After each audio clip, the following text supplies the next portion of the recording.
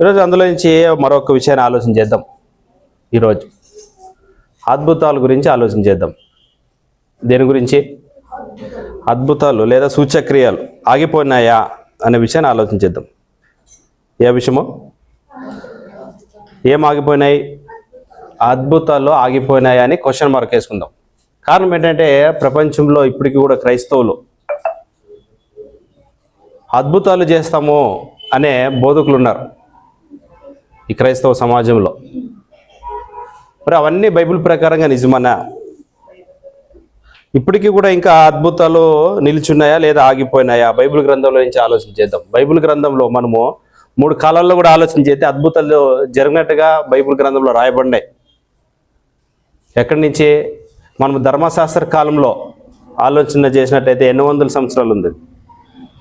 ధర్మశాస్త్ర కాలం 1500 సంవత్సరాల కాలంలో దేవుడు తన భక్తుల ద్వారా ఎన్నో అద్భుతాలు సూచక్రియలు చేయించినాడు దేవుడు.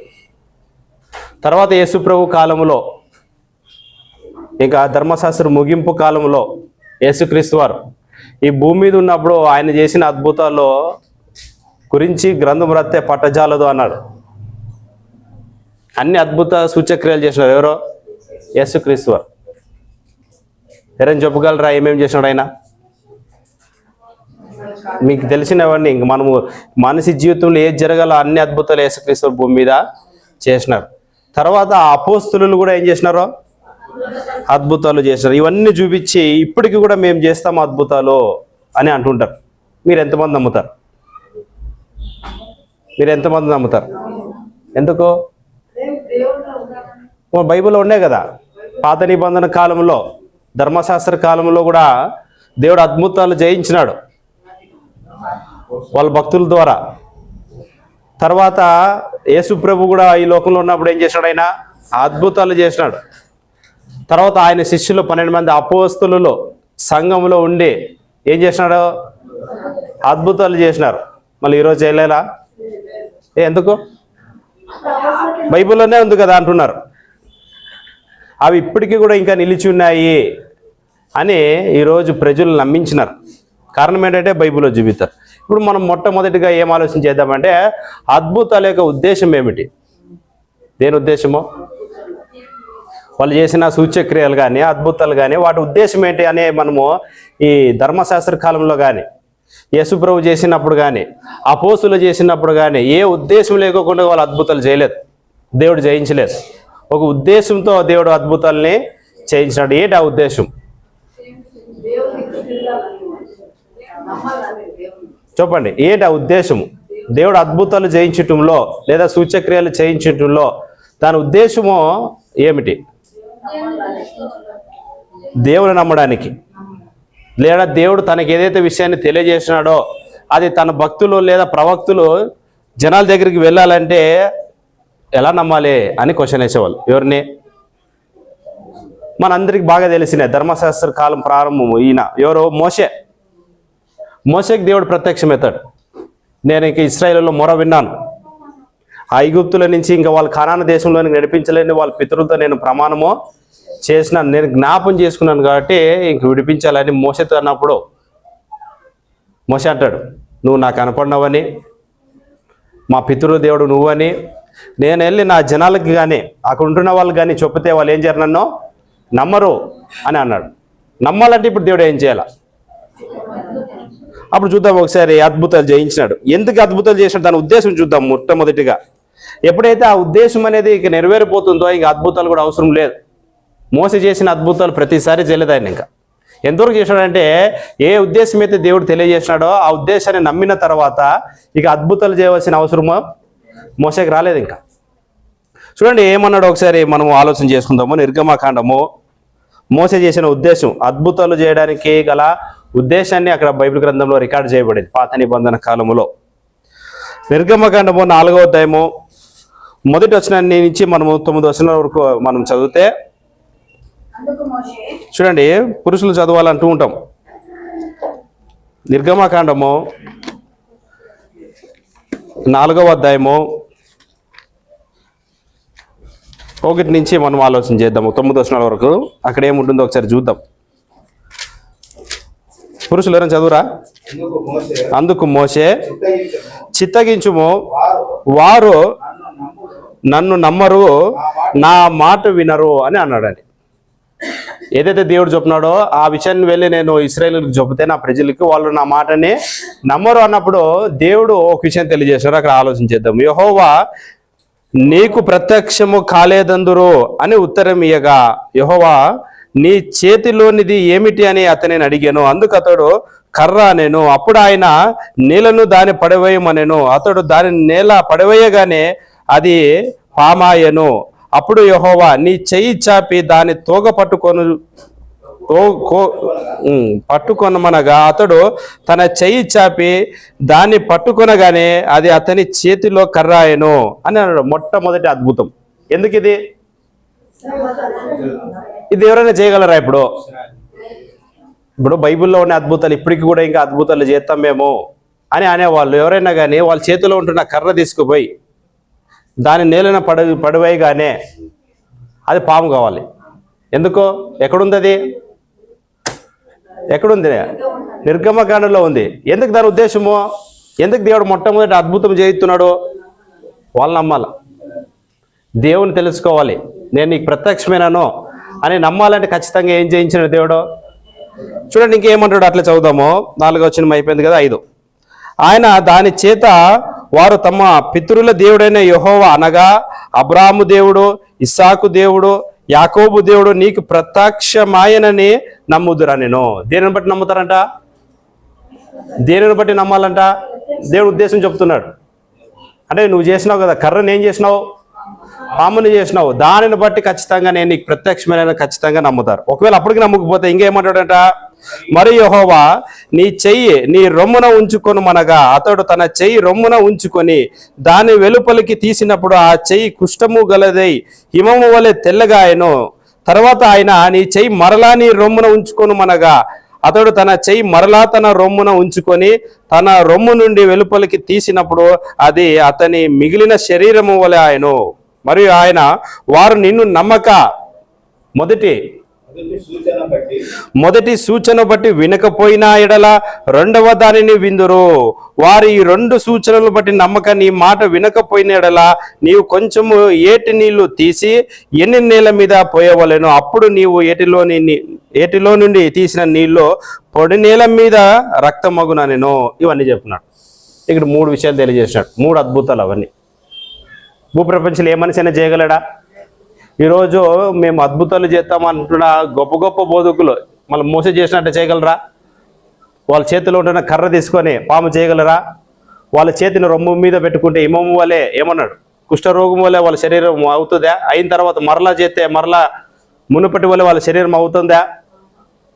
బైబిల్ ఉన్నాయి కదా. అసలు దేవుడు కూడా ఆ విషయాన్ని ఎందుకు జయించినాడు అంటే అక్కడే చెప్తున్నాడు. వాళ్ళు నీ మాటను నమ్మాలంటే, నేను నీకు కనబడినాడంటే ఖచ్చితంగా ఏం జయించాలా? అద్భుతాలు జయించాలి. అంటే దాని ఉద్దేశం మనకు అర్థమవుతుంది. అద్భుతాలకు ఉద్దేశం అనేది అర్థమవుతుంది. నమ్మిన తర్వాత ఇంక ఇశ్రాయేలులో నమ్మనర్లేదు. తర్వాత నమ్మనందుకే వాళ్ళకి ప్రయాణానికి సిద్ధమైనారు. నమ్మిన తర్వాత ఇంక చేయవలసిన అవసరం ఏమాత్రం కూడా రాలేదు ఇంకా మోషేకి. తర్వాత యేసుప్రభు కాలంలో ఒకసారి ఆలోచన చేద్దాం. యేసుప్రభు వచ్చిన తర్వాత రెండవది యేసుప్రభు ఉద్దేశం కూడా అర్థమవుతుంది. ఆయన ఎన్నో సూచక్రియలు అద్భుతాలు మహత్కార్యాలు చేసినారు కదా.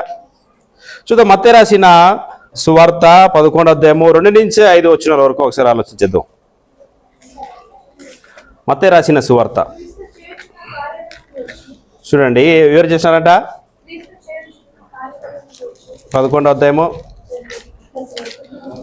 అధ్యాయము 2 నుంచి ఒకసారి ఆలోచించేద్దాము. క్రీస్తు చేయుచున్న కార్యములను గూర్చి యోహాను చెరసాలలో విని, రాబోవాడు నీవేనా, మేము మరి ఒకరి కొరకు కనిపెట్టవాలెనా అని ఆయనను అడుగుటకు తన శిష్యులను పంపెను అని అన్నాడు. మరలా యేసుప్రభు ఏమంటున్నాడు? యేసు వారిని చూచి, నీవు వెళ్ళి విన్న వాటిని కన్న వాటిని యోహానుకు తెలుపుడి. గుడ్డివారు చూపు పొందుచున్నారు, కుంటివారు నడుచుచున్నారు, కుష్ఠరోగులు శుద్ధులగుచున్నారు, చెవిటివారు వినుచున్నారు, చనిపోయిన వారు లేపబడుచున్నారు, బీదలకు సువార్త ప్రకటింపబడుచున్నది అన్నాడు. ఏమర్థమైంది? యేసుప్రభు చేసినటువంటి యేసుప్రభు చెప్తున్నాడు. ఏమేమన్నాడు ఆయన? నువ్వేనా, లేకపోతే మేము ఇంకా ఎవరి కోసమైనా ఎదురు చూడాలా?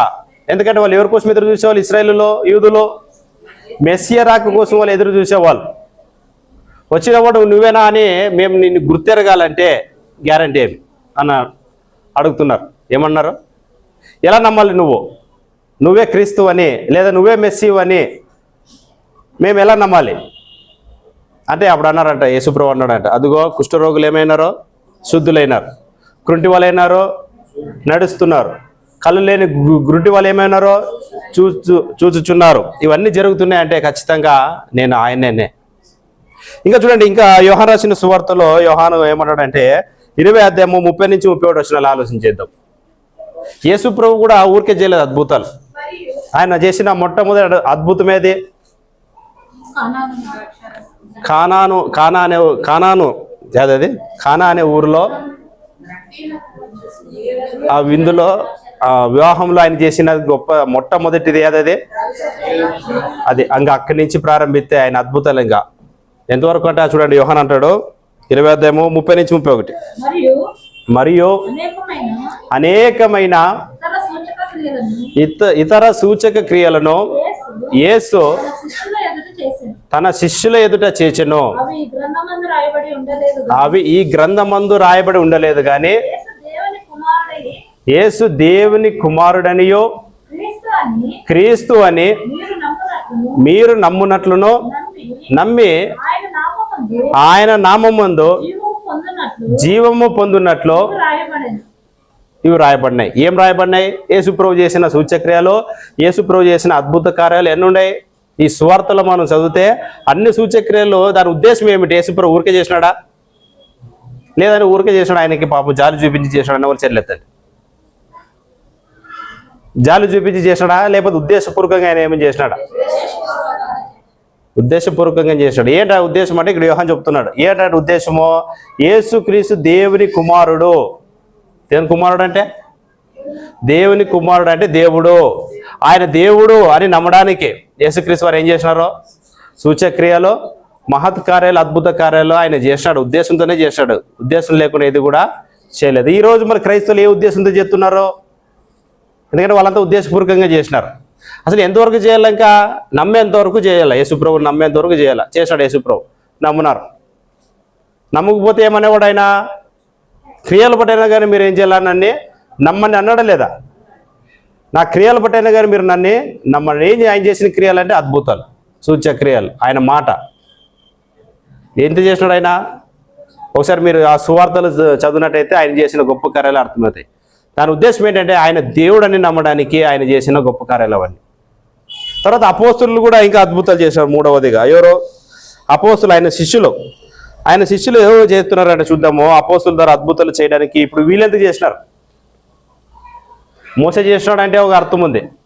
తర్వాత యేసుక్రీస్తు వారు కూడా సూచక్రియలు అద్భుతాలు చేశారంటే ఒక ఉద్దేశం ఉంది. తర్వాత అపోస్తులు ఎందుకు అద్భుతాలు చేసినారో? వాళ్ళు చేయవలసిన అవసరం ఏముంది? ఇంకా ఇప్పుడు యేసుప్రభు వచ్చినాడు, యేసుప్రభు నమ్మాలంటే ఖచ్చితంగా ఆయన చేయాల. యోహాను అన్నాడు, నేనే దేవుని కుమారుడని మీరు నమ్మున్నట్లు, నేను క్రీస్తునని మీరు నమ్మున్నట్లు నమ్మి విశ్వాసించేలాగా ఇవన్నీ నేను చేసినాను. అవన్నీ రాత్రి గ్రంథం కూడా పట్టుదంటున్నాడు యోహాను. అంటే ఉద్దేశం ఉంది. మోసే చేసినాడు అద్భుతము, దానికి ఒక ఉద్దేశం ఉంది. మళ్ళీ అపోస్తులు ఎందుకు చేసినారు? అపోస్తులు కూడా ఎందుకు చేసినారంటే యేసుప్రభు భూమి మీద ఉన్నప్పుడు ఒక మాట అన్నాడు. ఏమన్నాడు ఆయన? నేను వెళ్ళిపోయి ఆదరణకర్త నేను పంపిస్తాను, ఆయన మిమ్మల్ని సర్వసత్వంలోనికి నడిపిస్తాడు. అంటే వాక్యము ఇప్పుడు వాళ్ళు తర్వాత ఇప్పుడు యేసుప్రభు ద్వారా నేర్చుకున్న వాక్యం కానీ తర్వాత పరిశుద్ధాత్మ ద్వారా వచ్చి బయలుపరచబడిన ఆ వాక్యం కానీ వెళ్ళి ప్రజలకు తెలియజేస్తారు. ఇంక వాళ్ళు ఎవరో అపోస్తులు. ఎవరు నమ్మాలా? ఎందుకంటే యేసుప్రభు చేసిన సూచక్రియలను బట్టి కూడా యేసుప్రభు విశ్వసించలేదు. ఆయన శిష్యులు వచ్చి క్రీస్తుని గురించి ప్రకటిస్తే నమ్ముతారా? మిమ్మల్ని అడుగుతున్నా. యేసుక్రీస్తుని గురించి సువార్త ప్రకటిస్తారు. యేసుప్రభు అన్నాడు కదా, మీరు సర్వలోకానికి వెళ్ళి సర్వ సృష్టికి సువార్తను ప్రకటించండి అన్నప్పుడు ప్రకటించడానికి వాళ్ళు వెళితే ఆయన మాటలు నమ్మాలంటే ఏం చేయాల? ఖచ్చితంగా చేయాల్సిందే. వాళ్ళు చేయాలంటే ఎవరు చేస్తారు? అవన్నీ మరల దేవుడు జయించాలి.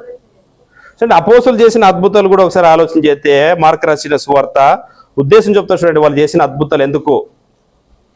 మార్కు రాసిన సువార్త 16 అధ్యాయము 17 నుంచి 20 వరకు ఒకసారి ఆలోచించేద్దాం.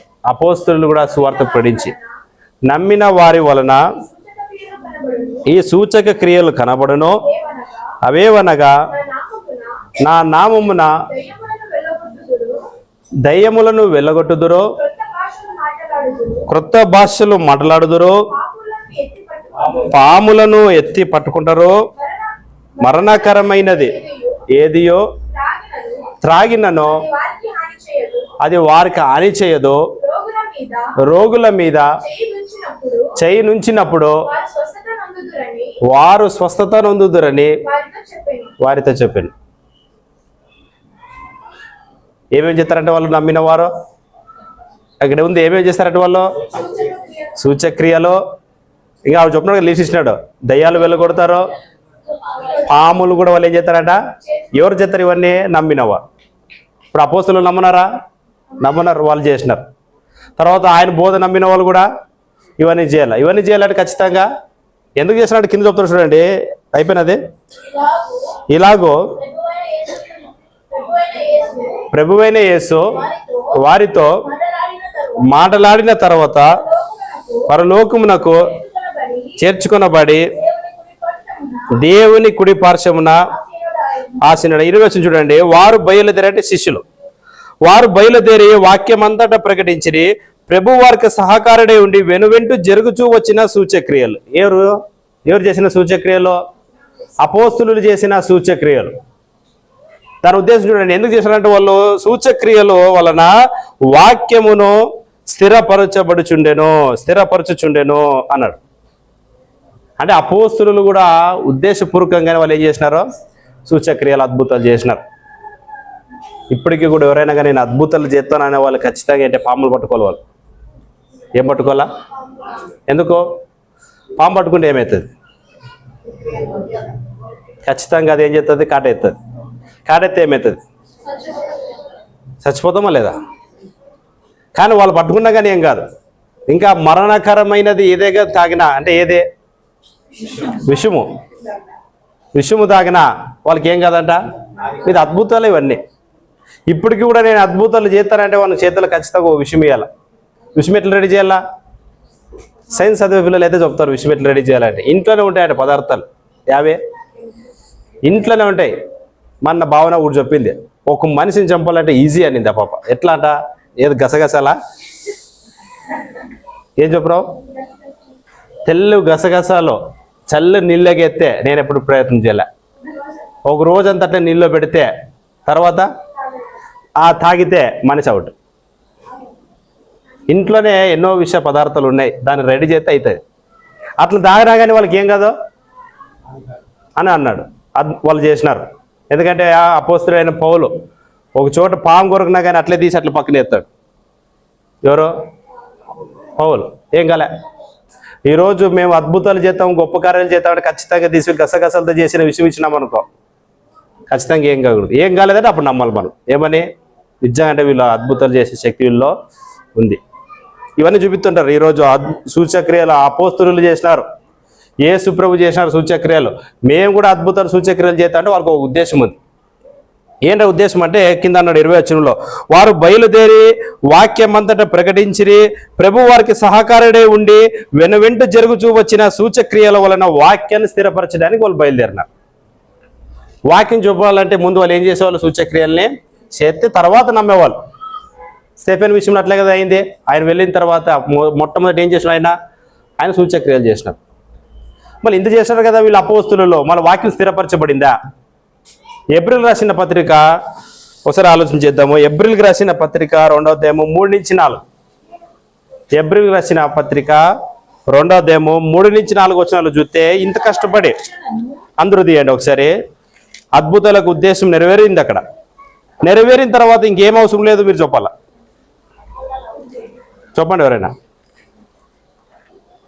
ఇప్పుడు ఉద్దేశం నెరవేరిన తర్వాత ఇంకేం అవసరం లేదో.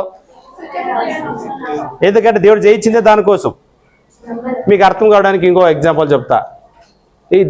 దీని అంటారు కదా కట్టేటప్పుడు ఏమంటారు? దీన్ని పైన ఆర్సీసీ చేయాలంటే ముందు ఏం పెడతారో దానికి సపోర్ట్ ఇస్తారు కదా, అన్ని బల్లీసులు అన్ని పెట్టిస్తారు. ఎంతకాలం వరకు పెట్టాలి? అదే కొంతకాలం వరకు ఇంజనీర్లు ఎన్ని రోజులు చెప్తే అన్ని రోజుల వరకు పెట్టాలి. ఎందుకు అది ఉద్దేశం ఏమిటి? పైన ఉంటే ఆ కాంక్రీట్ గట్టిగా అయ్యేంత వరకు సపోర్ట్కి ఇచ్చినారు. లేదంటే ఇంక పాపం అంత చేసింది కదా, అది ఎల్లకాలం అట్లా ఉండునంటే సాధ్యమా? అవుతుందా? అంటే తీసేద్దాం. ఎప్పుడైతే కాంక్రీట్ స్థిరపరచబడిన తర్వాత మనం దాన్ని ఏం చేయాలా? ఖచ్చితంగా తీసేది. దాంతో అవసరం కూడా లేదు. పెట్టినాం అనుకో మనం ఏముంటారు, ఇంకా పిచ్చోళ్ళు అంటారు. మరి అపోస్తులు చేసిన ఆ సూచక్రియలు, అద్భుతాలు, వాక్యం స్థిరపరచడానికి వాళ్ళు చేసినారు. దేవుడు వాక్యాన్ని కూడా స్థిరపరిచినాడు. ఇంక స్థిరపరిచిన తర్వాత ఇంకేం అవసరం లేదో. ఇది అర్థం కావట్లేదు ఈ రోజులో ఉంటున్న క్రైస్తవులకి. ఇంక బైబుల్ మన చేతులకు వచ్చిన తర్వాత ఇంక మనం ఎవరు నమ్మించవలసిన అవసరం కూడా లేదు. వాళ్ళు నమ్మాల్సిందే. యేసుప్రభువు అన్నాడు, మీరు సర్వలోకానికి వెళ్ళండి, సర్వ సృష్టికి సువార్త పఠించండి, నమ్మిన వారికి రక్షణ అన్నాడు. లేదు సార్, వాళ్ళు నమ్మాలంటే మళ్ళీ అపోస్తుల్లాగా మేము కూడా ఏం చేయాలా? సూచక్రియలు చేయాలా, అద్భుతాలు చేయాలంటే అది ప్రారంభంలో మాత్రమే. ప్రారంభంలో మాత్రం ఎందువరకు అంటే వాక్యం స్థిరపరచబడినంత వరకు. వాక్యం స్థిరపరచబడిందంటే హెబ్రీ రాసిన పత్రిక 2వ అధ్యాయము స్థిరపరచబడింది 3వ వచనం నుంచా, ఇంత గొప్ప రక్షణను మనము నిర్లక్ష్యము చేసిన ఎడల ఎలాగ తప్పించుకుందాము? చూడండి, అట్టి రక్షణ ప్రభు బోధించుట చేత ఆరంభమై అని మాట ఉంది. ప్రభు బోధించడం ఆరంభం చేసినాడు. నమ్మనారా? ఆయన బోధ నమ్మనారా? మీకే ప్రశ్న. నమ్మనారు? ఎందును బట్టి నమ్మనారో? ఆయన చేసిన సూచక్రియలు. ఆయన అన్నాడు కదా, నా క్రియలు బట్టి అయినా కానీ మీరు నన్నే నమ్మని అన్నాడు. అట్లా ప్రారంభమైంది, సూచక్రియల చేత ప్రారంభమై అన్నాడు. చూడండి, ఇంకా దేవుడు తన చిత్తానుసారముగా సూచక్రియల చేతను, మహత్కార్యముల చేతను, నానా విధములైన అద్భుతముల చేతను, వివిధములైన పరిశుద్ధాత్మ వరములను అనుగ్రహించుట చేతను వారితో కూడా సాక్ష్యమిచ్చుచుండగా వినిన వారి చేత మనకు దృఢపరచబడెను. ఏమైపోయిందంటే వాక్యము విన్నవారి చేత. విన్న వాళ్ళు ఒప్పుకున్నారు. ఏం ఒప్పుకున్నారంటే అపోస్తులు ఏదైతే ప్రకటించినారో దాన్ని అవునని వాళ్ళు ఒప్పుకున్నారు. ఎందుని బట్టి ఒప్పుకున్నారో? వాళ్ళు చేసిన అంత గొప్ప సూచక్రియల వలన. దేవుడు దాని అంతా ఏం చేసినాడట? వెనువెంటూ జరుగుతూ వచ్చిన సూచక్రియల వలన నిలబెట్టినాడు ఈరోజు వాక్యాన్ని. స్థిరపరచబడింది వాక్యం. ఎట్లా స్థిరపరచబడింది? ఇది అది ప్రారంభంలో 1వ శతాబ్దంలో వాక్యం స్థిరపరచడానికి ఉపయోగించింది అది దేవుడు అద్భుతాలు. ఈ రోజు కూడా ఇంకా నేను అద్భుతాలు చేస్తానంటే వాళ్ళకి ఒకటే చెప్పాలి, వాక్యం స్థిరపరచబడింది. కేవలం నువ్వు ఏమాత్రం చెప్పు, ఇంకా వాక్యం మాత్రమే చెప్పు, అంతే. అద్భుతాలు చేస్తాను అంటే నువ్వు నవ్వుల పాలు అవుతావు. ఇప్పటికీ కూడా అవుతున్నారు కదా క్రైస్తవులు, నవ్వుల పాలు అంటున్నారు ఈ సమాజంలో. ఏమని వాళ్ళు చెప్తున్నారు, నిజంగా నమ్ముతారు కదా. ఇప్పటికీ కూడా కొన్ని సంఘాల్లో డబ్బాకి ప్రార్థన చేయించుకుంటారు. ఏ డబ్బాకి? నూనె డబ్బాకి. ఎక్కడికైనా కానీ మీరు ప్రేయర్ పోండి, ఫస్ట్ తీసుకొచ్చి టేబుల్ మీద పెట్టేది అది నూనె డబ్బా. ఏదోలే పాస్టర్ గారికి తలకేకి ఏమో అంటించుకున్నా కానీ మనం అనుకుంటాం కాదు. డబ్బాకి ప్రార్థన చేయండి అంటారు. సరే, ఏమైతే చేస్తే అంటే వాళ్ళకుంటున్న ఒక నమ్మకం ఏంటంటే ప్రార్థన చేస్తే ఆ నూనెకి ఏమొస్తుంది? శక్తి వస్తుంది. అప్పుడు వాళ్ళకి ఎక్కడైతే గాయాలు ఉంటాయో అక్కడ అంటించుకుంటే అది ఏమైపోతుందంట. అది కూడా ఎట్లా అంటించుకుంటారు అంటే తలకే నొప్పి పోతే ఇక్కడ సిలుగు గుర్తు వేసుకుంటారు. ఏ నూనెతో? అదే నూనెతో 3 సార్లు. ఎందుకు 3 సార్లు? ఎందుకనంటే తండ్రి, కుమారుడు, పరిశుద్ధాత్ముడు అట్లే వేసుకుంటే, నూనెతో వేసుకుంటే ఏమైపోతుంది? ప్రార్థన అదైతే అవన్నీ జరగాలంటే పాస్టర్ గారు ఏం చేయాలి? దానికోసము ప్రార్థన చేయాలి. వీళ్ళకి ఈ వచనం ఎక్కడి దొరికిందంటే యాకోబు పత్రికలో ఉంటుంది కదా. ఎవడైనానో ఎక్కడుంది? యాకోబు రాసిన పత్రిక చూద్దాం ఒకసారి. యాకోబు పత్రికలో ఉంటుందన్నమాట నూనె గురించి. యాకోబు రాసిన పత్రిక 2వ అధ్యాయము చదువుదాం. 5వ అధ్యాయము యాకోబు రాసిన పత్రిక 5వ అధ్యాయము 14 వచనాన్ని ఒకసారి చూడండి. మీలో ఎవడైనా రోగి ఉన్నాడా? అతడు సంఘపు పెద్దలను పిలిపించవలెను. వారు ప్రభు నామం బట్టి అతనికి నూనె రాసి అతని కొరకు ఏం చేస్తారంట? ప్రార్థన చేసినారు. చూసినారా? 1వ శతాబ్దంలో ఉంటున్న సంఘ పెద్దలు వాళ్ళు వచ్చి పాస్టర్లు వచ్చి ఏం చేసినారో రోగి అయిన వానికి నూనె రాసి ఏం చేసినారంటే వాళ్ళు. అందుకే మేము కొబ్బరి నూనె తీసుకొచ్చినాము అంటుంటారు. ఇప్పుడు మనం ఏం చేయాలంట? కొబ్బరి నూనె కోసమో పీకాలు ఇవన్నీ ఎక్కువ జరిగేది. ఎప్పుడైతే ఈ వాక్యం చెప్పిన తర్వాత ఆ రోజు నుంచి ఈ రోజు వరకు ఒక్క కొబ్బరి నూనె డబ్బు కనపడదు ఎక్కడ పైన. అంటే అది తలకే కట్టించుకుంటే ఏమవుతుందంట? తలకే కట్టించుకుంటే తలకి ఎంట్రుకలు కూడా బాగా వస్తాయి, లేకపోతే రావు అని నమ్మకం. అదే నిజమైంటే ఈరోజు మన ఇంట్లో ఎంతోమందికి ఏం లేవు, ఎంట్రుకలు లేవు. వాళ్ళు ఎన్నో తిప్పులు పడతారు, అవసరం లేదు. పాస్టర్ దగ్గరికి పోయి పారాషూట్ కొబ్బరి నెలకి ఏం రావించుకుంటే, ప్రార్థన చేసుకుంటే ఎంట్రుకలు వచ్చేది నిజమైంటే ఇవన్నీ నవలపాలు కదా సమాజంలో, అవునా కదా? అదే అపోస్తులు అద్భుతాలు చేశారంటే వాక్యాన్ని స్థిరపరచడానికి మాత్రమే వాళ్ళు చేసినారు, వేరే ఉద్దేశం ఏది కూడా చేయలేదు. ఇవన్నీ చేశారు కదా అపోస్తులలో. ఎట్లా చేసినారు? ఎట్లా చేసినా పుట్టుక నుంచి చేసుకుంటూ వచ్చినారా? ఆయన శిష్యులు అయినంత మాత్రం చేసుకుంటూ వచ్చేసినారా? ఎప్పటి నుంచి వాళ్ళు ప్రారంభించినారో? దేవుడు అధికారం ఇచ్చినప్పటి నుంచి. వాళ్ళకి సంపూర్ణమైన అధికారం ఎప్పుడు వచ్చిందంటే పరిశుద్ధాత్మ శక్తిని వాళ్ళు పొందుకున్నప్పుడు. అక్కడి నుంచి ప్రారంభమైంది. ఎవరో అపోస్తులు చేసిన అద్భుతాలు, గొప్ప గొప్ప అద్భుతాలు. ఎంతకాలం చేసినారంటే వాక్యము స్థిరపరిచేంత వరకు దేవుడు వాళ్ళ వెంట చేసుకుంటూ వచ్చినాడు. ఎప్పుడైతే చూడండి వాళ్ళు అద్భుతాలు ఏమేమి ఉంటాయంటే చెప్తుంది బైబిల్ గ్రంథము. ఒకసారి కొరింథీయులకు రాసిన పత్రిక 12వ అధ్యాయము, మొదటి కొరింథీయులకు రాసిన పత్రిక 12వ అధ్యాయము. అద్భుతాలు ఎట్లుంటాయో ఒకసారి చూద్దాం. కొరింథీయులకు రాసిన పత్రిక 12వ అధ్యాయము 12వ అధ్యాయము.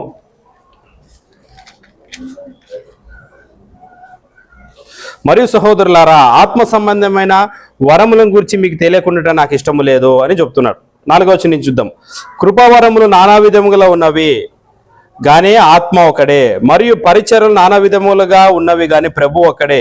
నానా విధములైన కార్యములు కలవుగానే అందరిలోనూ అన్నిటినీ జరిగించి దేవుడు ఒకడే. అయినను అందరి ప్రయోజనము కొరకు ప్రతి వానికి ఆత్మ ప్రత్యక్షత అనుగ్రహింపబడుచున్నది. మొదటి శతాబ్దంలో ఏం అనుగ్రహింపబడిందంటే వాళ్ళకి 9 ఆత్మ వరాలు.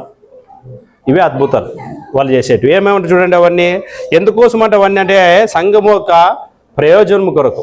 చూడండి సంఘం ఎట్లయితుందంట, ఏలైనగా ఒకరికి ఆత్మ మూలముగా బుద్ధివాక్యమును, మరి ఒకరికి ఆత్మను అనుసరించిన జ్ఞానవాక్యమును, మరి ఒకరికి ఆత్మ వలననే విశ్వాసమును, మరి ఒకరికి ఒక్క ఆత్మ వలనే స్వస్థపరచు వరములను అన్నమాట. సంఘంలో ఏముంటుందంటే వాళ్ళకి స్వస్థపరిచే వరం ఉంటుంది ఖచ్చితంగా సంఘంలో వరకు మొదటి శతాబ్దంలో. ఇంకేముంటాయంటే వాళ్ళకి చదవండి అట్లే. మరి ఒకరికి భాషల అర్థము చొప్పు శక్తియో అనుగ్రహింపబడి ఉన్నవి. అయినను వీటన్నిటిని ఆ ఆత్మ ఒక్కడే తన చిత్తము చొప్పున ప్రతి వానికి ప్రత్యేకముగా పంచిచ్చు కార్యసిద్ధి కలుగజేయుచున్నాడు పరిశుద్ధాత్మ. ఎక్కడుండి? సంఘంలో ఉండి.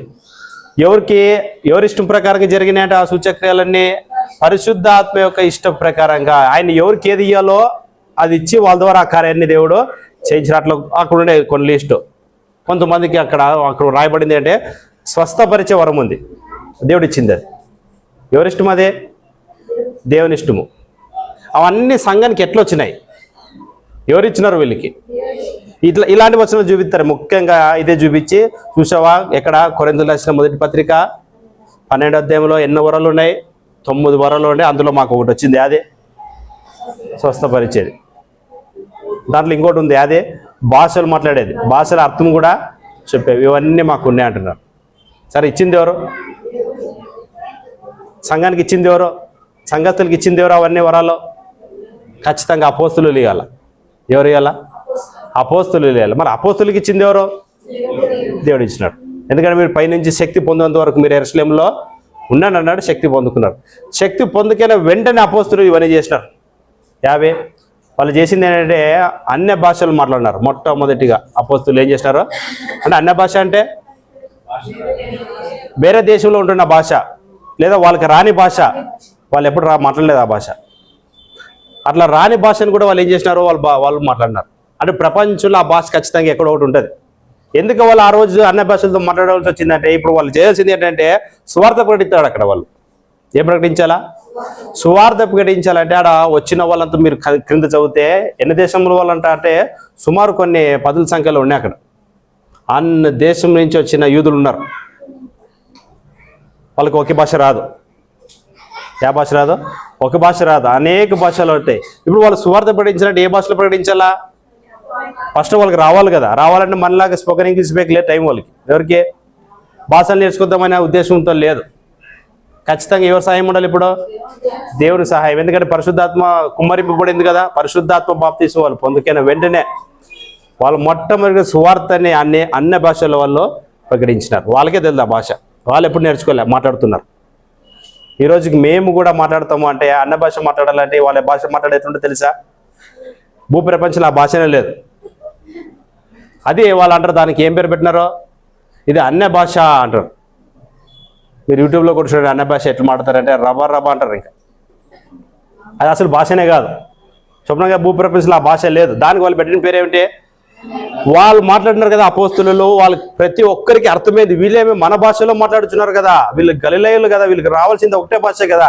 ఈరోజు మనకి ఏ భాష అవుతుందో అన్ని భాషల్లో వాళ్ళు మాట్లాడుతున్నారంటే, ఏదో కొంతమంది ఏదో తాగినారులే, మందు తాగితే వస్తాయా? మీరు నమ్ముతారు లేదో, నిజంగానే వస్తాయంటే కొంతమంది అంటుంటారు. మందు పడితే కొంతమంది ఇంగ్లీష్ మాట్లాడతారు, తెలుసా మీకు? ఎప్పుడు మాట్లాడని వ్యక్తి కూడా మాట్లాడతారు.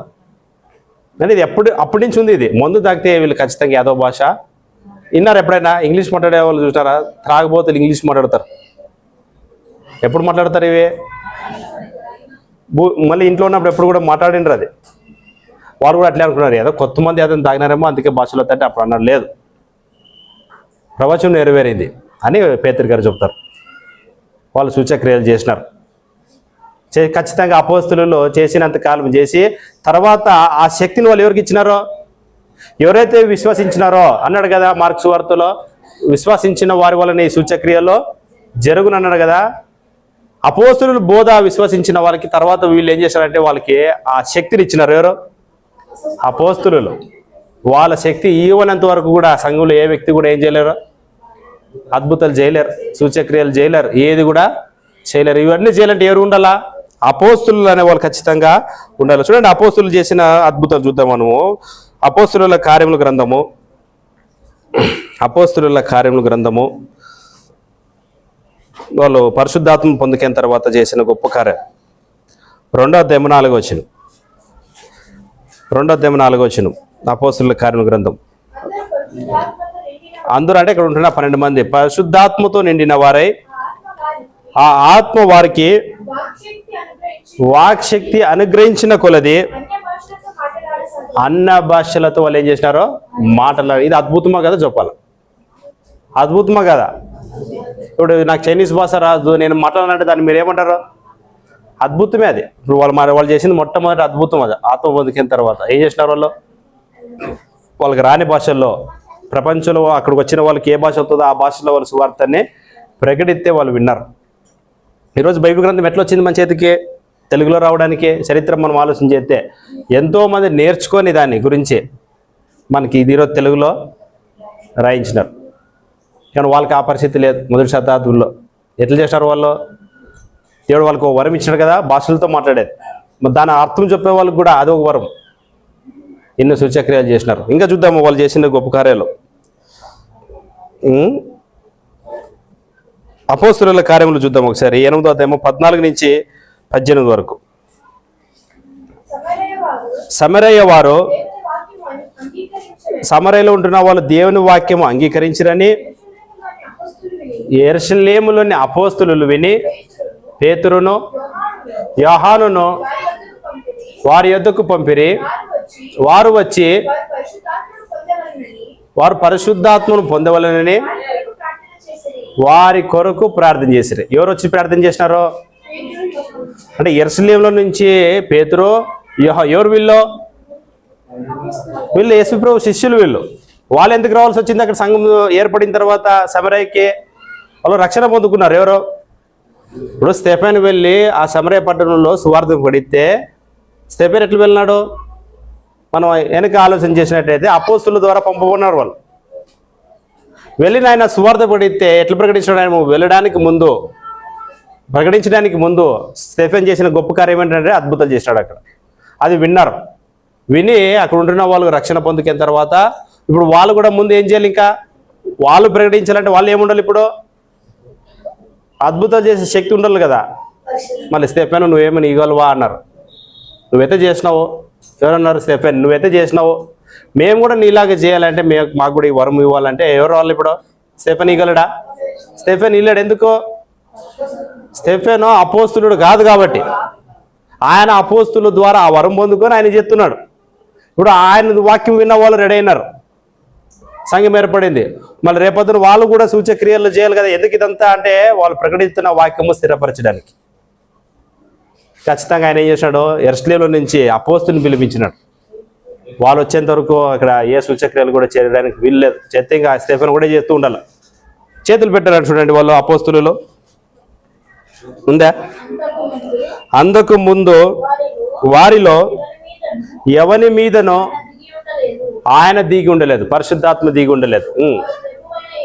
వారు ప్రభువైన యేసు నామమున బాప్తిస్మ మాత్రం పొందుకున్నారు, అంతేగాని వరాలు రాలేదు ఇంకా వాళ్ళకి.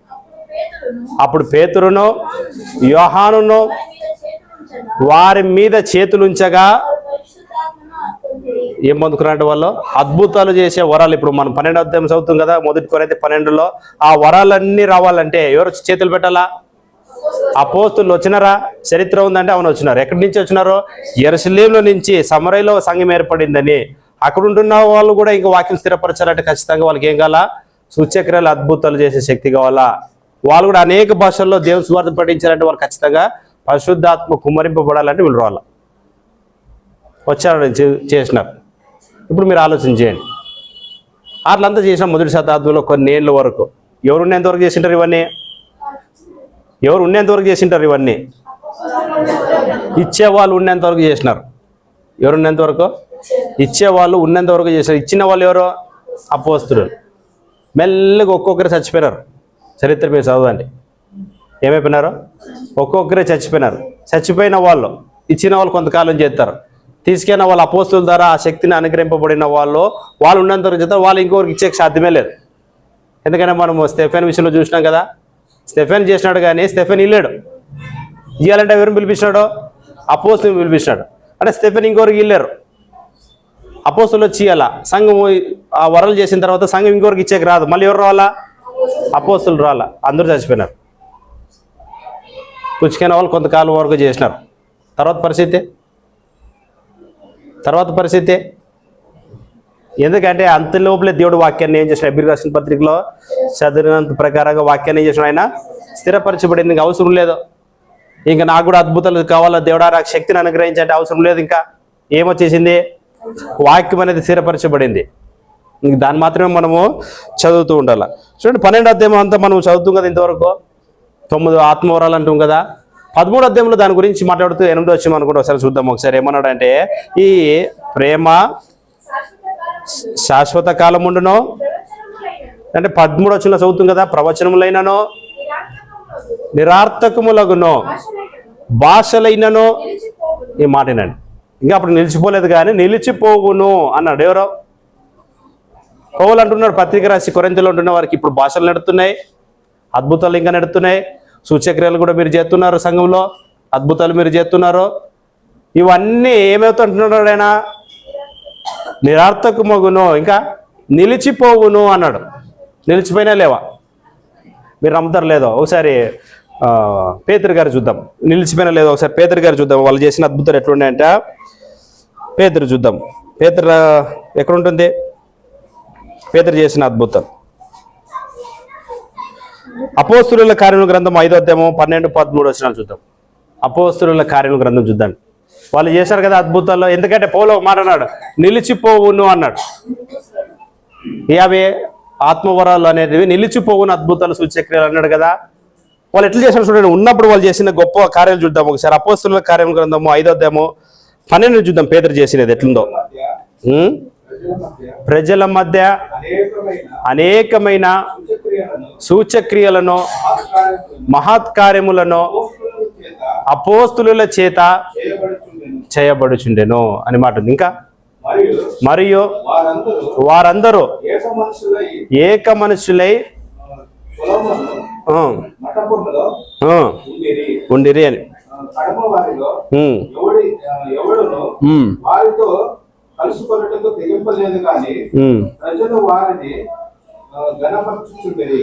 మీకు తెలుసలేదా? మంచాల మీద వేసేవాళ్ళు ఎవరిని రోగాలే మంచాల మీద వేసేవాళ్ళు. ఎవరు నీటి పడితే సార్ అనుకున్నారు వాళ్ళు? పేతురు గారు నీడు పడితే ఆ రోగం ఏమైపోయేది? బాగా అయిపోయేదని అంత గొప్ప కార్యాలు చేసినాడు. ఎవరు? పేతురు. నీడు పడాలంటే నీడ పడాలంటే సూర్యుడు ఆపకున్నాడు చూసుకోవాలి వాళ్ళు ఫస్ట్. సూర్యుడు ఇప్పకున్నాడు అనుకో, పేదరు గారు నీడు ఇప్పక పడితే ఆ పక్క అంతా ఏం వేసేవాళ్ళు, మంచాలు వేసి రోగాలు తీసుకొచ్చి అక్కడ వాళ్ళు పడింత పెడితే మన వాళ్ళు చెప్తుంటారు కదా, యేసు నామములో నువ్వు మందిరానికి ఎన్ని రోజులు రావాలా, ఎన్ని వారాలు రావాలంటారో తెలిసి వాళ్ళు 7 వారాలు రావాలి గుత్తికి. నువ్వు వచ్చిన తర్వాత 7వ వారం బాగైతే బాగా, లేదంటే బాగా కాలేదు సార్ మళ్ళీ అన్ని రిటైర్ పోయి ఏమైనా కంప్లీట్ చేసినామనుకో ఏమంటారు, నువ్వు చెప్పినట్టుగానే నాకు రోగం ఉంది 7 వారాలు రమ్మంటే విశ్వాసంతో నేను 7 వారాలు వచ్చినాను, 7వ వారం కూడా నాకు బాగలేదు కాబట్టి మరి ఏమంటే అప్పుడు వాళ్ళు సింపుల్గా ఒకటేమని అంటారు, ఏమంటారు తెలుసా, నీ విశ్వాసం సరైంది కాదు పో అంటారు అంతే. నీ విశ్వాసం సరైతే ఏమవుతుంది, నీకు విశ్వాసం సరైంది అయితే 6 వారాలు రావాల్సిన అవసరమే లేదు. ఎందుకంటే రోగాలకి ఎవరో వాళ్ళు అడగలేదు, వీళ్ళే చేసినారు. ఎవరో అద్భుతాలు సూచక్రియలు వీళ్ళే చేసినారు. ఎవరిలో విశ్వాసం ఉందని, వాళ్ళు విశ్వాసం ఉందని వీళ్ళే గ్రహించి అద్భుతాలు వీళ్ళే చేసినారు. కానీ వీళ్ళు ఏమంటున్నారు, నీకు విశ్వాసం ఉండాలి, ఉందో లేదో ఫస్ట్ వీళ్ళకే తెలియదు. అట్లా లేచుకుంటూ పోయారంట రోగాలు. ఆయన నీడ ఆ రోగాల మీద పడితే ఎవరిదే, అపోస్తుడైన పేతురు లేచి నిలబడ్డాడు.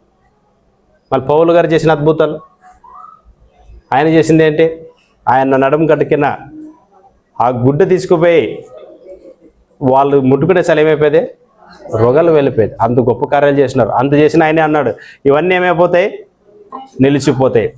అంత చేసి నా సేవకుడు ఆయన తన తోటి తిమోతికి ఒకరోజు ఏమైపోయిందంటే కడుపు నొప్పితో బాధపడుతున్నాడు.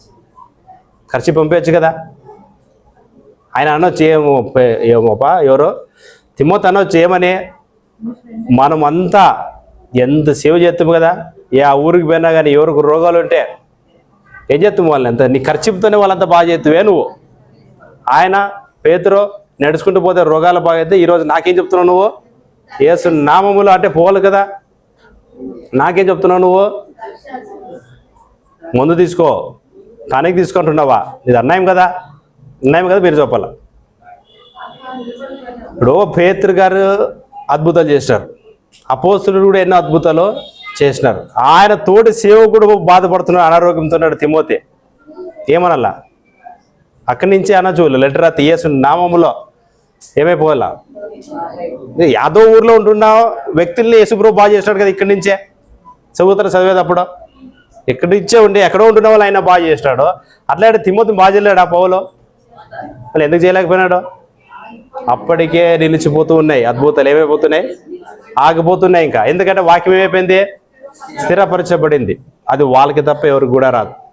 ఇక దయ్యాలు వెళ్ళుకుంటారు లేదా అపోస్తులలో, ఎన్ని దయ్యాలు వెళ్ళుకుంటారంటే అది కొంతమంది చూసి మేము కూడా నీలాగే దయ్యాలు వెళ్ళగొడతాం, మాకు కూడా మంత్రాలు వస్తాయి అని యేసు నామం అనేది ఒక మంత్రం అనుకొని ఒక దయ్యం పట్టిన ఇంటికి వెళ్ళిపోయి వాళ్ళు ఏం చేసాడు ప్రారంభించినారు, యేసు నామములో వెళ్ళిపో అంటే నేను దయ్యం వెళ్ళిపోలేదు. ఈరోజు కూడా చాలా మంది మేము దయ్యాలు వెళ్ళగొడతాము అంటున్నారు. నిజమైన వాళ్ళకి దయ్యాలు ఎవరికి పట్టలేదు, పట్టు కూడా ఒకవేళ పడితే బైబిల్లో చెప్పినట్టుగా నిజమైన దయ్యం అయితే ఆ మాట అంటది, నాకు యేసు తెలుసు, నాకు అపోస్తులు తెలుసు, మేము ఎవరు చెప్తే పోవాలో వాళ్ళు చెప్తేనే మేము పోతాం, ఎవరు పడితే వాళ్ళు వచ్చి చెప్తే అసలు పోము అనే దయ్యాలు, అవి నిజమైన దయ్యాలు. ఈ రోజుల్లో దయ్యాలు పడిన వాళ్ళు ఏమంటారు, ఎవరు పడితే వాళ్ళు వచ్చి యేసు నామములో అనేసరికి బాగైపోతాయి. అమ్మా ఎంత పెద్ద సేవకురాలు అమ్మా, దయ్యాలు వెళ్ళగొడుతుందట. మన ఏరియాలో ఒక సహోదరు ఉంది, దయ్యాలు వెళ్ళగొట్టే దాంట్లో ఫేమస్. ఎవరైనా దయ్యం పట్టి ఈ గేర్లో ఎవరిని తొలుకొస్తారా, పాస్టర్ని తొలుకొస్తారా, యేసు నామములు అంటే అయిపోతుంది. నిజంగా అపోస్తల కార్యక్రమంలో మనం చదివితే ఆ దయ్యాలు ఏం చేస్తే తెలుసా, దయ్యాలు వెళ్ళగొట్టాలంటే యేసుప్రభు వెళ్ళగొట్టాలా, ఆయన శిష్యులు వెళ్ళగొట్టాలా, ఆ శిష్యులు ఎవరికైనా అధికారం ఇస్తే వాళ్ళు వెళ్ళగొట్టాలా. కొత్త వాళ్ళు వచ్చినారు, దయ్యం చూసింది, బట్టలు ఊడి తీసుకొట్టిందంటే అదే దయ్యం. ఎవరు పడితే వచ్చి చెప్తే మేము పోం, ఎవరు చెప్పాలా, వాళ్ళే చెప్పాలా. ఇవన్నీ ఎందుకు జరిగినాయట, హెబ్రీ రాసిన పత్రిక ప్రకారంగా వాక్యమును స్థిరపరచడానికి ఇన్ని గొప్ప కార్యక్రమాల్లో చేసినారు. ఇంక వాక్యం స్థిరపరచబడిన తర్వాత ఇది ఏది కూడా అవసరమో లేదు. చూడండి, కొరింథీయులకు రాసిన పత్రిక మనం ఆలోచన చేద్దాం. కొరింథీయులకు రాసిన మొదటి పత్రిక 13వ అధ్యాయం 10వ చూడండి. అంటున్నాడు పౌలు, నిలిచిపోయే కాలం వచ్చిందని. పూర్ణమైనది వచ్చినప్పుడు పూర్ణం కానిది అది వాళ్ళు చేసిన ఇంతవరకు ఆత్మవరాలు అది పూర్ణం కాదు, అది అట్లా ఉండిపోతుంది. పూర్ణమైనది అంటే సంపూర్ణమైన ఆ దేవుని వాక్యం. యేసుప్రభువు అన్నాడు కదా, మేము సర్వసత్యంలోనికి పరిశుద్ధాత్ముడు నడిపిస్తాడు. ఆ నడిపింపు కార్యక్రమం అయిపోయిన తర్వాత ఏమైపోయింది, ఇంకా ఈ ఆత్మవరాలు అనేటివన్నీ నిలిచిపోయినాయి. అందులో అద్భుతాలు ఉన్నాయి, సూచక్రియలు ఉన్నాయి, దయ్యాలు వెలుగొట్టడం ఉంది, ఇంకా అన్న భాషలు మాట్లాడడం ఉంది. ఇవన్నీ నిలిచిపోయినాయి. అందుకే ఎబ్రీ పత్రిక అంటుంది, అంత మహత్కార్యములు చేసి దేవుడు వాక్యాన్ని స్థిరపరిచిపోయాడు. ఇప్పటికీ కూడా ఎవరైనా కానీ మేము ఇంకా అద్భుతాలు చేస్తాం అనే వాళ్ళకైతే మార్క్స్ వార్త చూపాలి. ఏం చూపేలా చూడండి ఒకసారి, మార్క్స్ వార్త చూపిద్దాం వాళ్ళకి. 16వ అధ్యాయం 18 వచ్చింది చూడండి. ఖచ్చితంగా ఇవి చేయాలి. వాళ్ళు చేస్తారు మొదటి శతాబ్దంలో.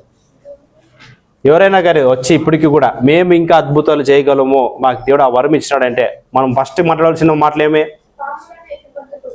మనము ఒకవేళ వాళ్ళకి చెప్పవలసింది ఏమనాలా, మొదటి శతాబ్దంలో చేసినారో అది ఒక కారణం ఉంది, ఉద్దేశం ఉంది. ఏంటో ఉద్దేశము? వాక్యాన్ని స్థిరపరచడానికి. వాక్యం స్థిరపరచబడింది. ఈరోజు మన చేతుల్లో బైబిల్ గ్రంథము సంపూర్ణంగా, ఇక అద్భుతాలు చేసే అవసరం కూడా లేదు. అయినా నువ్వు చేస్తాను అంటున్నావు కదా, ఫస్ట్ నీ మీద మా ప్రయోగం యాదే ఏమంటా? మొదటి ప్రయోగం ఏం చేద్దాము? పాములు ఎత్తు పట్టుకుంటావా? నేను పాములోడా అంటాడు. అవును, పాములు ఎత్తు పట్టుకోవాలా, ఎందుకంటే అది కూడా అద్భుతమే కదా. ఖచ్చితంగా ఎవరైనా అంటే వాళ్ళంతా చేసినారా? అవును చేసినారు. ఇంకా నెక్స్ట్, మరణకరమైనది ఏది త్రాగిననో అది వారికి హానిచ్చేది. తాగుతావా అని అడగాల. మూర్ఖులైతే తాగుతాను, నాకేముంది శక్తి ఉంది. కొంతమంది ఇప్పటికీ కూడా ఇంకా అంటుంటారు, మేము మరణకరమైన తాగినా కూడా మాకు ఏం కాదు అంటున్నామో, అని చేయదు అని. ఇప్పటికీ కూడా తాగలేదు కానీ బుల్డప్ మాటలు అవన్నీ. నిజంగా తాగని చెప్పు. ఇప్పటికీ కూడా ఉన్నారు అంత గొప్ప వాళ్ళు. ఏమని ఇత్తే కూడా తాగేవాళ్ళే వాళ్ళు. ఎందుకు మరది ప్రశ్న కదా అది. తాగినా తాగుతారు వాళ్ళు. అవన్నీ ఎప్పటి కాలంలో అయిపోయినాయి, అప్పటికే అయిపోయినాయి. కాబట్టి ఇప్పుడు దాని ఉద్దేశం అదే. యాది ఉద్దేశమో? ఏ ఉద్దేశము? వాక్యము స్థిరపరిచేబడేంత వరకు. ఇప్పుడు ఒక ప్రశ్న ఎత్తారు అందరూ, ఏమంటారంటే అట్లయితే దేవుడు రోగాలను బాగా చేయలేడా? శక్తి లేదంటారు కదా. రోగాలు వాళ్ళంతా బాగా చేసినాక స్వస్థపరిచారు కదా. ఇప్పుడు కూడా ఒకవేళ మనకు రోగం వస్తే ఎవరి దగ్గర పోవాల? రోగం వస్తే ఎవరిని ఆశ్రయించాలి మనము? వాళ్ళ దగ్గర. అప్పుడే మొదటి శతాబ్దంలో అయితే సంఘంలో ఆ శక్తి పొందుకున్న వాళ్ళు ఉన్నారు, అపోస్తులు ఉన్నారు, వాళ్ళ దగ్గర పోతే అవుతాయి. ఇప్పుడు విశ్వాస సహితమైన ప్రార్థన స్వస్థపరిచేది ఎవరంట? స్వస్థపరిచి యెహోవాని నేనే అన్నాడు దేవుడు. అంటే ఆయనే స్వస్థపరిచేది, ఇంక మధ్యవర్తి ఎవరు లేరు. ఏ పాస్టర్ కూడా మనల్ని ఏం చేయలేడు? స్వస్థపరచలేడు. ప్రార్థన చేయగలడు అంతే. ఆయన బాగా చేసేది ఎవరు? యేసుప్రభువు కూడా ఒక మాట అన్నాడు. ఏమన్నాడు ఆయన? రోగికి ఎవరు అవసరమో అన్నాడు ఆయన? వైద్యుడు అవసరమో. అంటే మంచి బోధ చూసినాడు యేసుప్రభువు. రోగికి ఎవరు అవసరమో?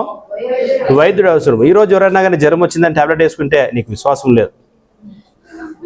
డాక్టర్ దగ్గర పోతే ఏమంటారు? నీకు అసలు విశ్వాసమే లేదు. మనం గొప్ప దేవుని నమ్ముకున్నాం, యేసుప్రభువుని మనం నమ్ముకున్నాం. అంత పెద్ద యేసుప్రభువుని నమ్ముకొని ఈరోజు నువ్వు గులిగేసుకుంటే ఎవరికి అవమానం? యేసుప్రభువుకి అవమానం కదా. ఆయన బాగా చేయలేడా అని వీళ్ళు అంటున్నారు. కానీ వీళ్ళు తెలియని విషయం ఏంటంటే యేసుప్రభువు అన్నాడు, ఎవరి దగ్గర పోమన్నాడు? ప్రభు దగ్గర పో. పౌలేమన్నాడు?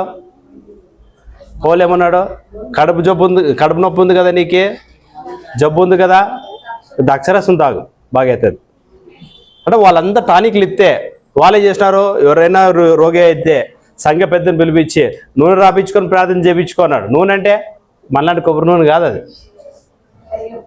మనలా నిజంగా కొబ్బరి నూనె కాదు. ఆ రోజుల్లో ఉంటున్న వైద్యం అది. పురాతన కాలం కదా, ఇప్పుడు లేవు అవన్నీ.